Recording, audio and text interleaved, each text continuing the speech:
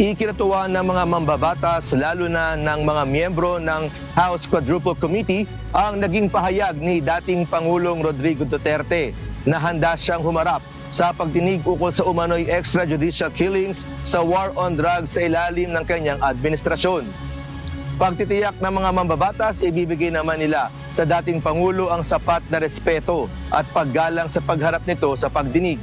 Gayunman, hindi pa nila ito maiimbitahan dahil marami na silang resources o resource person na inaasahang dadalo sa Quadcom hearing bukas, October 11.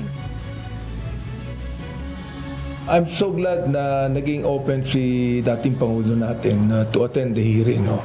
But at this point in time, I don't think we're going to invite him sapagkat napakarami ng iimbitahan namin.